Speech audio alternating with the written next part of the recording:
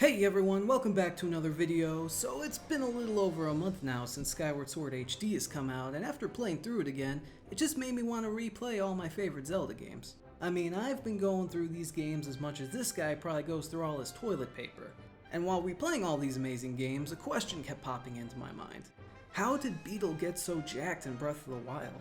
I mean, look at this guy, what an absolute unit. Maybe it was just like how in Skyward Sword, Fledged used all those stamina potions to get all buff. But anyways, one other question that I kept thinking about is which 3D Zelda remake is the best? And when I say that, I don't mean which game is the best, I mean which remake did the best on improving upon the original. And when I thought of this, two games came to the forefront of my mind, and that's the Wind Waker HD for the Wii U and the newly released Skyward Sword HD for the Nintendo Switch. But before we dive into those two games, real quick, I want to go over why the improvements in the other 3D Zelda remakes didn't quite measure up to Wind Waker and Skyward Sword, in my opinion anyways. Also, for the sake of simplicity, we're going to consider remakes a catch-all term for anything that might be considered a remaster or re-release as well. Now with Twilight Princess HD, I was surprised by how much the graphics were improved upon the original, considering I've always thought that Twilight Princess looked pretty darn good for a GameCube and Wii game that came out in 2006. But the HD just fleshes out this beautiful world even more. Also, in the Wolf-Link Tears of Light sections, there are less Tears of Light that you need to collect, which is cool since I always found these early Twilight sections where you had to track down all these shadow bugs to be some of the weaker parts of an otherwise amazing game. Ultimately though, those are the biggest things that Twilight Princess has going for it in terms of improvements upon the original. I mean, of course, there are some quality of life things that really help with side quest related stuff, but that's about it. And as great as the game looks, like Link here, I don't think any of our eyes ever need to see Uku in HD. For Majora's Mask 3D, the upgrade in visuals to the 3DS graphics from the blocky Nintendo 64 graphics is definitely a noteworthy jump. But besides that, I actually feel like gameplay-wise, this is arguably the lesser version, most notably with how they kinda make the boss fights worse with the inclusion of the whole evil eye thing, and that's too bad, cause to me Majora's Mask has a couple of the best boss fights in the entire series.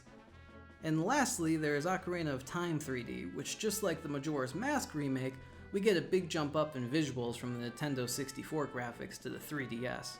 But I think the biggest and best change we get is the ability to not have to pause the game in order to put on and take off the iron boots, making the notorious water temple a little less tedious to deal with.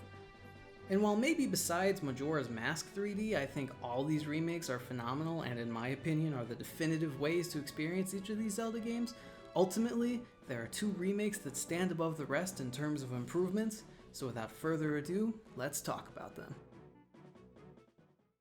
So let's start with the one that just came out, Skyward Sword HD, which originally came out for the Wii about a decade ago. Now most people know Skyward Sword as the one with the motion controls.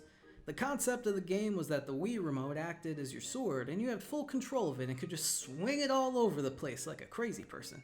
The biggest criticism with these motion controls was how well they worked, and while back when I played Skyward Sword on the Wii I didn't come across too many problems with the motion controls not working properly, there were some things that were just finicky and a pain to do, such as a skyward strike or even just thrusting your sword forward.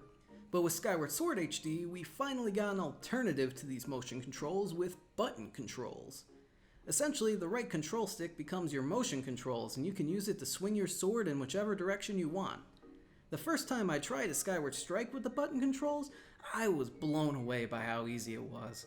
No more wagging the Wii remote in the air, just waiting for the Skyward Strike stance to click and charge up, just tilt the right control stick up and you're good to go. And the introduction of these new button controls aren't just helpful with how you control your sword, there are so many ways that motion controls are stuffed into this game.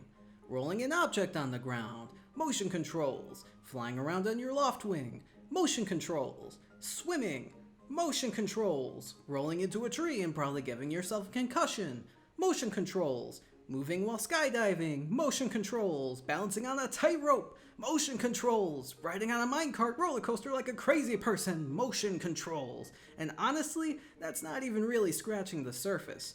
But thankfully with the button controls, all of these mechanics are made so much less tedious and allow Skyward Sword to shine without any motion control baggage holding it down.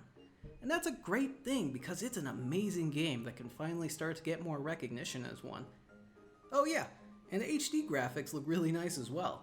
Despite the Wii version looking a little blurry, I always felt that the Skyward Sword art style held up pretty well, though the jump to HD is definitely welcomed.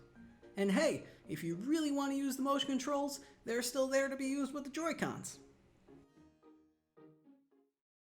But as great as that all is, we still need to talk about one more game, and that is of course Wind Waker HD.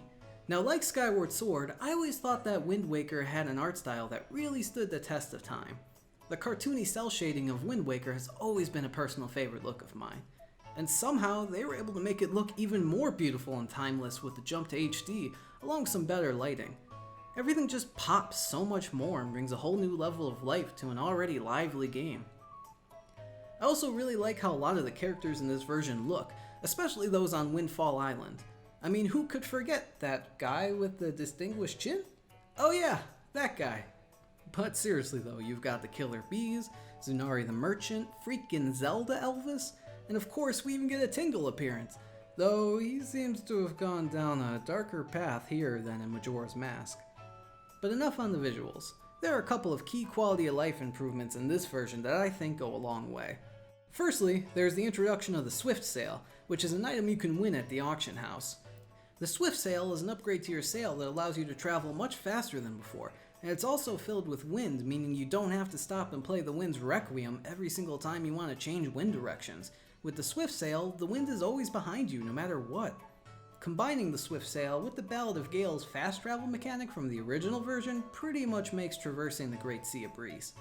The other big quality of life change is a more streamlined version of the giant Triforce Shard fetch quest towards the end of the game. Originally, you need to find 8 Triforce charts in various locations across the Great Sea and bring them to Tingle to decipher for a fee of a whopping 398 rupees per chart. Now, if my math is right, for 8 charts needing to be deciphered, that comes out to a staggering 3,184 rupees. So more than likely, you'll need to go on a hunt for more rupees along with finding the actual Triforce shards after getting each chart deciphered. As you can probably tell, this is a pretty tedious quest, and is quite jarring on the pace of the game as well. Luckily in the Wind Waker HD, you only have to decipher 3 Triforce charts as opposed to 8. The other 5 chests that normally had Triforce charts now just have the Triforce shards there already, reducing the tedium by quite a bit. And with that, it's time to crown a victor for the best 3D Zelda remake based on improvements. And for me, it's gotta be Skyward Sword HD. Wind Waker HD's improvements are great for sure, but with Skyward Sword we get to shed the baggage of the motion controls and get to experience the game without any drawbacks. It's gone from a game I always really liked and appreciated despite its flaws, to a full-fledged top-tier Zelda experience. But anyways, that's just my take. Let me know down in the comments below what you think is the best 3D Zelda remake in terms of improvements, and also let me know what your favorite Zelda game is in general.